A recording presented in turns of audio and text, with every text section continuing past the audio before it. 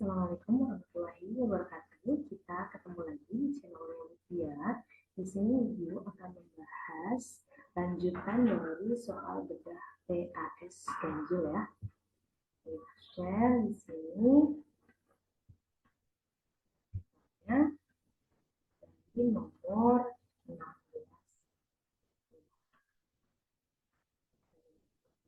sampai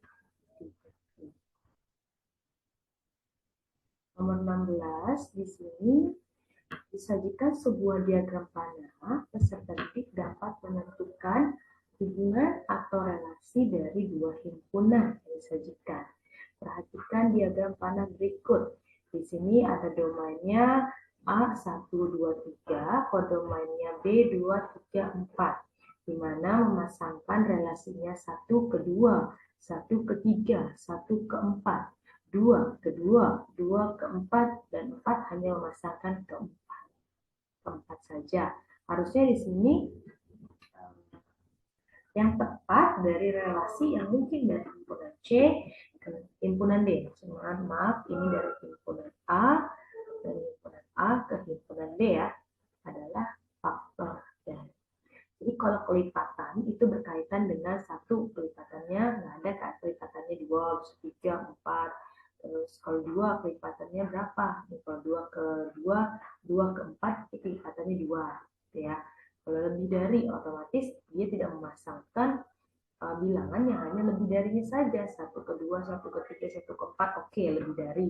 Tapi 2 dia memasangkan kedua saja, tidak memasangkan ketiga, berarti bukan lebih dari. Kurang dari sudah jelas, 2 kurang dari 1 harusnya, tidak ada ya, jadi yang salah. Yang tepat adalah faktor dari. Yang keempat, yang ke-17, peserta didik dapat membedakan fungsi dan bukan fungsi. Gampang ya ini membedakannya, ada diagram panah di mana kalau fungsi itu kan domainnya tidak boleh jumlah dan tidak boleh lebih dari 1. Ya, berarti kalau misalkan ada A dan B, ini 1 dan 2, ya sudah A dipasangkan ke 2, misalkan B dipasangkan ke 1. Tidak boleh nih domainnya ini memiliki pasangan atau panahnya double. Nah, yang di atas ini bukan fungsi ya, ini hanya relasi. Jadi relasi belum tentu fungsi, tapi fungsi sudah pasti relasi. Ya. Nomor 18. Peserta didik dapat menyatakan fungsi ke dalam sajian himpunan pasangan berurutan. Di sini ada pasangan berurutan 1A, 2A, 3B, 4C. Gampangnya kalau pasangan berurutan, kita lihat depannya. 1, 2, 3, 4. Lihat depannya saja. 1, 2, 3, 4. Berulang nggak di angkanya? Tidak, berarti dia termasuk fungsi atau pemetaan. Yang kedua, 1, 2, 1. Satunya berulang 2 kali. 2-nya juga berulang 2 kali. Berarti jelas bukan fungsi. 1, 2, 3, 4. Fungsi bukan? Fungsi. Nah, tidak berulang. 5, 5. Oh, pasti salah. Yang fungsi adalah 1 dan 3. Berarti jawabannya yang benar adalah yang B. Ya. Yang ke-19. Peserta didik dapat menentukan solusi atas masalah kontekstual yang berhubungan dengan fungsi. Banyak topi yang diproduksi oleh perusahaan topi anyaman setiap hari dapat dinyatakan dalam fungsi Fx 3x plus 10, di mana F menyatakan banyaknya topi dan X menyatakan jumlah pekerja. Banyaknya topi ya, X menyatakan jumlah pekerja. Tentukan banyak topi yang dihasilkan setiap harinya apabila terdapat 10 pekerja. Terdapat 10 pekerja nih, berarti X-nya sudah ketahuan 10, berapa hasil topinya. Sangat mudah ya, kan rumusnya Fx sama dengan 3x ditambah 10. Berarti kan tinggal 3 dikali 10 ditambah 10. 3 kali 10 adalah 30, tambah 10 adalah 40. Ya, yang ditanyakan adalah banyaknya topi yang dihasilkan oleh 10 pekerja adalah 40 topi. Next. Nomor 20. Peserta didik dapat menentukan solusi atas masalah kontekstual yang berhubungan dengan fungsi. Di sini diketahui banyaknya diagonal ditentukan dengan rumus fungsi Fx sepertiga X, X min 3 gitu ya. Di mana X menyatakan banyaknya sisi pada bangun datar segi X. Ini harusnya bangun datar ya. Datar Misalnya kata-katanya bangun ruang. Ruang. Ini Ibu lupa mengganti, harusnya bangun ruang. Berfungsi, bangun ruang. Di mana X-nya menyatakan banyaknya sisi pada bangun ruang segi X, maka berapa banyak diagonal yang dimiliki bangun ruang kubus. Kubus itu kan sisinya ada berapa? Ada 6 ya. Depan, belakang, kanan, kiri, atas, dan bawah. Berarti kita X-nya tinggal diganti aja. X-nya tinggal diganti. Ganti saja.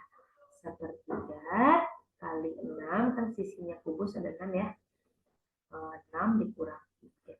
6 bagi 3 adalah 2, 6 kurang 3 adalah 3. 2 kali 3 jawabannya adalah 6.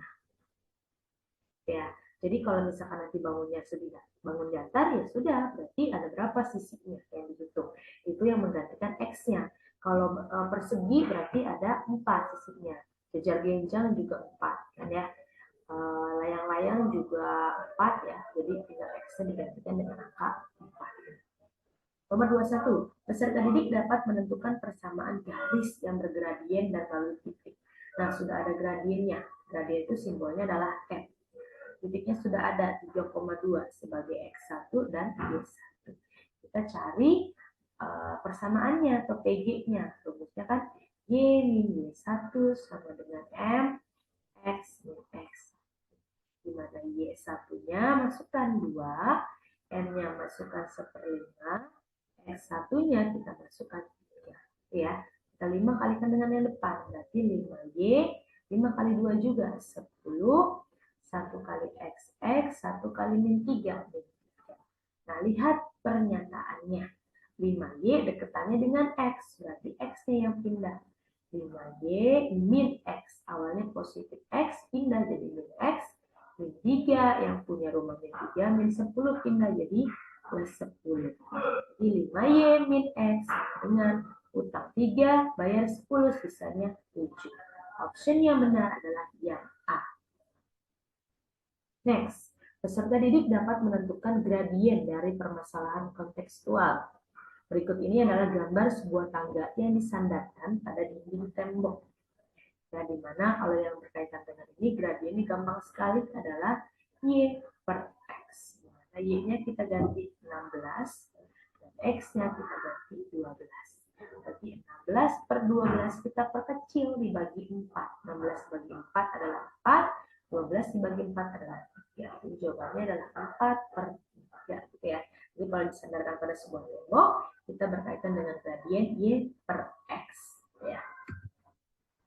Yang ketiga, yang nomor 23. Peserta didik dapat menentukan gradien dari dua titik. Gampang sekali, ini juga gradiennya adalah kan Y2 dikurang Y1 per X2 dikurang X1. Ini sebagai X1 Y1, X2 Y2. Harus berpasangan ya, X1 dengan Y1, X2 dengan Y2 ya. Berarti Y2-nya min 7, Y1-nya min 4, terus per X2-nya min 4, X1-nya 3 ya.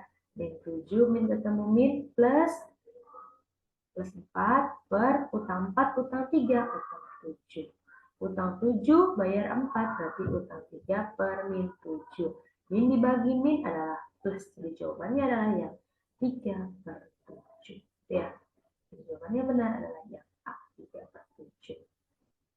Nomor selanjutnya kita berkaitan dengan kontekstual lagi nih. Disajikan sebuah grafik, peserta didik dapat menganalisis solusi atas masalah kontekstual berkaitan dengan waktu dan jarak tempuh kendaraan. Jarak yang ditempuh oleh Radit yang mengendarai motor listrik dari rumah ke sekolah dengan kecepatan konstan. Kecepatannya konstan ya, dinyatakan dalam grafik di mana waktu ada T dalam sekon dan jarak S dalam meter ya. Jadi waktunya itu dalam T dan S-nya itu dalam sekon, harus dalam sekon ya, detik ya. Nah, sedangkan apabila motor listrik sudah berjalan 15 menit. 15 menit itu kita kalikan dengan 60 karena 1 menit 60 detik. Berarti kan 15 dikali 60 berapa tuh? 100 ya.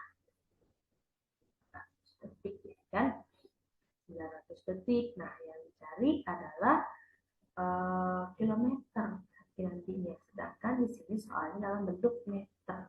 Kita cari pasangannya dulu. 1, pasangannya 4, berarti titiknya 1,4. Terus 2,8, berarti 2,8. Kita cari dulu gradiennya. Berarti 8 dikurang 4, 2 dikurang 1. Ya, atas, yang bawah ke atas. 8 kurang 4 adalah 4, 2 kurang 1 adalah 1, 4 bagi 1 langsung aja 4. Itu ya, karena dia sejajar berarti tidak berkaitan dengan tegak lurus. Kita masukkan ke persamaan Y min Y1 sama dengan X min X1. Y min Y1-nya kita masukkan yang 4 ya. 4, M-nya kita masukkan juga 4, dapatnya X1-nya kita masukkan 1. Boleh nggak misalkan kita Y1-nya 8, X1-nya 2? Boleh, hasilnya sama ya. Y min 4 tetap kita tulis, ini kalikan, berarti 4X min 4. Y sama dengan 4X, ini habis ya, karena tandanya sama. Berarti habis, jadi Y sama dengan 4X. Nah, X-nya kita ganti, Y sama dengan 4, X-nya kita ganti dengan 900. Jadi, 900 kali 4, 9 kali 4, 36 ya. Dibagi 1000, karena itu dalam meter. Coret-coret nolnya, berarti 36 bagi 10 adalah 3,6 kilometer. Ya. Jadi 3,6 kilometer jarak yang ditempuh oleh Radit selama 15 menit. Ya. Next, nomor 25. Disajikan grafik kartesius yang berkaitan dengan dua buah garis yang tegak lurus. Peserta didik dapat menganalisis persamaan garis baru yang tegak lurus terhadap garis lainnya. Kalian bisa menganalisis ya. Bisa menganalisis dengan cara yang pertama kita lihat titiknya. Di sini ada -1, ada 2. Berarti berkaitan dengan gradien. Gradiennya boleh melalui 2 titik. Cara mencarinya Y2 min Y1, X2 min X1. Di sini kan berarti -1,0. Kalau yang di sini berarti 0,2. Tinggal dicari gradiennya. Berarti 0 min 1,0.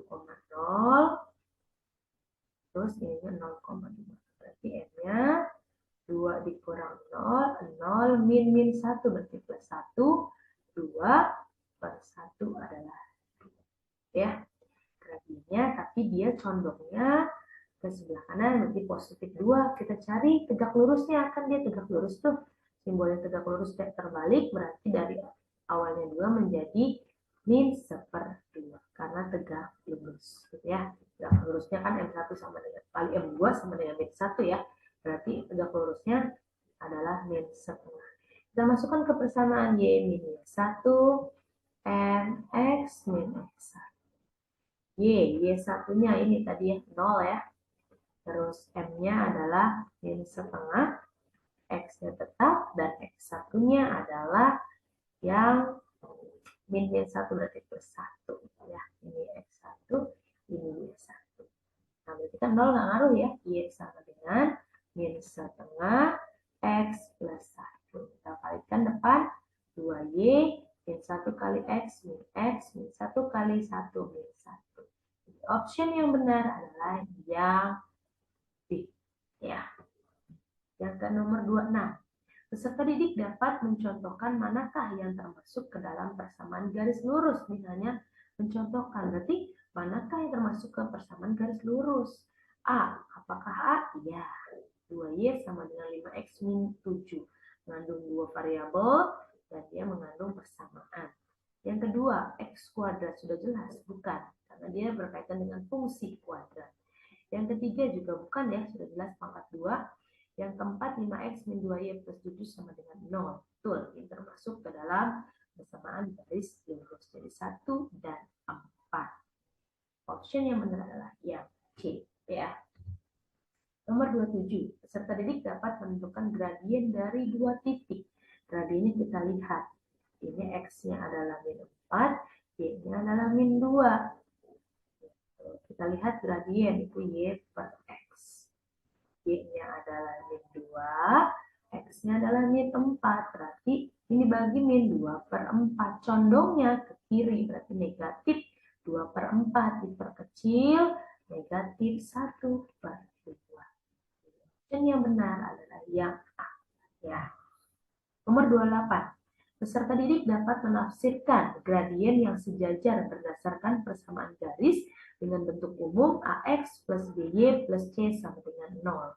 Nah, ini kita lihat gradiennya. Y sama dengan, sudah jelas, gradiennya hanya melihat, yaitu M-nya adalah 2. Sejajar, berarti tidak usah dirubah. Kita cari gradien yang ini, berarti pakai rumus min A per B. A-nya 2, B-nya 1, berarti tetap min 2 ya. Sama enggak? Beda, berarti bukan yang A. Kalau yang ini gradiennya sudah jelas, Y sama dengan 4X. Gradiennya adalah 4. Salah. Yang kita cari gradiennya harus 2 ya. X plus Y sama dengan 10. Ini tidak ada mengandung unsur angka 2. Itu juga salah. Kita lihat yang D. Dengan min A per B. A-nya min 4, B-nya min 2. Min bagi min plus 4 bagi 2 adalah 2. Jadi option yang benar adalah yang D. Nomor 29. Disajikan sebuah grafik. Peserta didik dapat menentukan solusi atas masalah kontekstual yang berkaitan dengan harga dan jarak tempuh. Ini kalian bisa menggunakan pola bilangan juga atau bisa menggunakan pakai PGL. Dijelasin di sini pakai PGL karena berkaitan dengan persamaan garis lurus ya di kisi-kisi soalnya. Di mana 2 pasangannya adalah 14. Berarti 2 pasangan 14, terus 4 pasangannya 22. Cari gradiennya, 22 dikurangi 14. Berarti 22 min 14, 4 dikurangi 2. 4 dikurangi 22 dikurang 12 adalah 8. 4 dikurang 2 adalah 2. 8 dibagi 2, gradiennya dapatnya. Ini X1, ini Y1. Kita masukkan Y min Y1 sama dengan MX min X1. Y1-nya 14, M-nya 4, X1-nya 2. Kita masukkan Y min 14 sama dengan kalikan 4X min 8 gitu ya. Berarti Y sama dengan 4X min 8 plus 14. Pindah. Jadi positif. Berarti Y sama dengan 4X plus 7. Kita ganti X-nya dengan angka. Jaraknya berapa? 12 km. Berarti 12 ditambah 7. 4 kali 12, 48. Ditambah 7. Berarti option yang benar adalah 54 ya. 4.000 ini diganti, berarti salah ya. Jawabannya adalah 54.000. Ini opsinya tidak ada yang benar karena jaraknya di sini harusnya bukan 12 km, tapi diganti dengan 12 km. Nomor 30. Peserta didik dapat menentukan solusi atas masalah kontekstual yang berkaitan dengan fungsi linier suatu harga tanah. Di sini juga sebenarnya kita bisa pakai logika, di mana Pak Rube mempunyai sebidang tanah yang didapatkan dengan harga 24 juta, diperkirakan mengalami kenaikan tiap tahunnya sebesar 300.000, sehingga mempunyai rumus persamaan Y sama dengan 150X ditambah 15 juta. Oh, ini sini sinkron ya. Di sini harusnya naiknya itu 15 juta. Ya, di sini juga kenaikannya adalah 150 tiap tahun. Nah, kalau misalkan tahun ketiga, tahun pertama 150, naiknya tahun kedua 300, tahun ketiga kan 450. Jadi tinggal ditambahin aja. 15 juta tambah 450, berarti 15 juta 450. Oke ya. Jadi kalau kenaikannya misalkan ibu punya harga tanahnya 24 juta dan kenaikannya 300.000, berarti 300.000 ketika tahun keempat dijual naiknya berapa? 300.000 dikalikan 4, 1.200.000 dikalikan harga awalnya, tinggal 25 juta, 24 juta tambah 1.200.000, 25 juta 200. Itu ya, sangat mudah. Kalau enggak, kamu ganti X-nya dengan angka 3. 150 kali 3 kan 450 ditambah 15 juta. Jadi jawabannya adalah 15 juta 450. Oke. Itu saja pembahasan tentang bedah PAS dari nomor 16.